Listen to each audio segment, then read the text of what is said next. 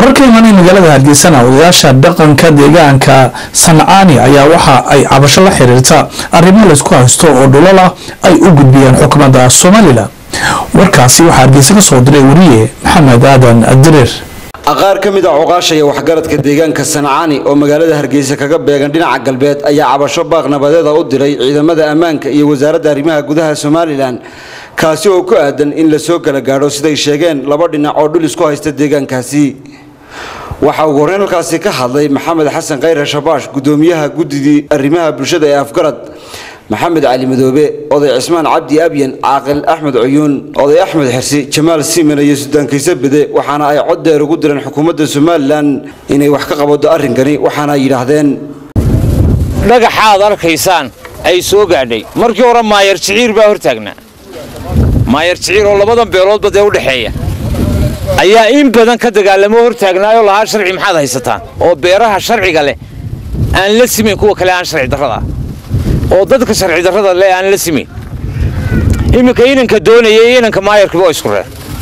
sibaanay wax wada beeri halkaas la isku dilay ninka dabka ku qabtay waa in reer Jabuutiya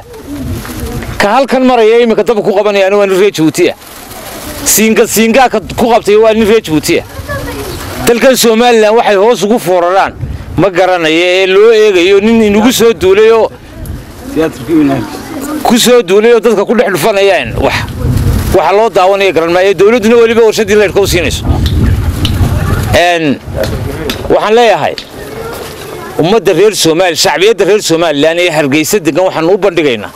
xumaha soconaya uu qarxi karaa meel xun buu tagi karaaye waxa laga qabto geeral baa ku xiraysan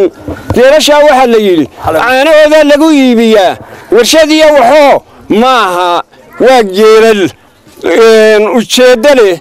oo dal shaxeex wada oo dal aanay lahayn duulimaad kuwa deegaan ahaan marka hore isku duubni deegaanku dadka kama dhaxeeyo reer waliba deegaan buu leeyahay waa loogi magaalada reer waliba xaafad buu ka degan yahay miyiga reer waliba meel buu ka degaa waa deegaanka ragga halkan ka hadlaya deegaan ahaan marka lagu xisaabtamo lahaanshiyo marka lagu xisaabtamana waxa weeyaan sharci bay leedahay warhadnimayo hadda daw sheeganaysan horeynu meeshan ugu wada hadal hadda dawdarre doonaysan de waliba gacan baa la idinku siinayaa imaka lukaabta waysata gardarre garaboogiyo iyo waxa la yiri cudur geeri og midna looma taakilo war ina kala saari maysa taaswi fool xumana ninna uma wanaagsane ilaahay baynu ka baryeynaa inuu nabadgelyada inoo adkeeye war nabadgelyada sidaanu anagu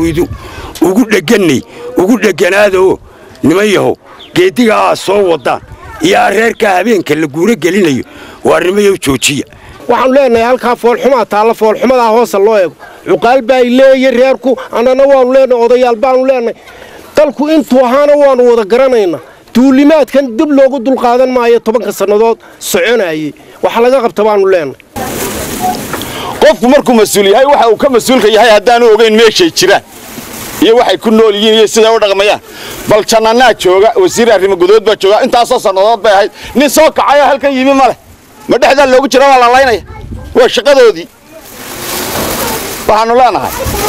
nabadgelyada shacabka ka mas'uulay dawladana shacabka ka mas'uulay iska dhuuqa wixiina idinku halka fidna ka soo socota dhagaxii arkayseena sida wararku nagu soo gaarayaan waxa la yiri waxa ka iibiyay dhulka dhagaxa uu dhigay ina Sheekh Umar ninka sheekh halka lagu siyaaran jiray Sheekh Umar wali ayaa inankiisu dhigay baa la leeyahay degmooyinka dhan ee arkaysa annagu qoladayadan cabanaysa ee la inta wana dul qaadanayn waxa aanu idinkana idin leeyahay dulqaadka waa ku mahadsantiin dul qaadanaysay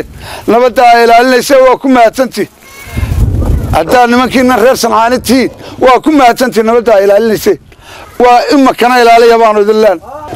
Maxamed Aadan Dir telefishinka caalamiga ee Kalsan Hargeysa.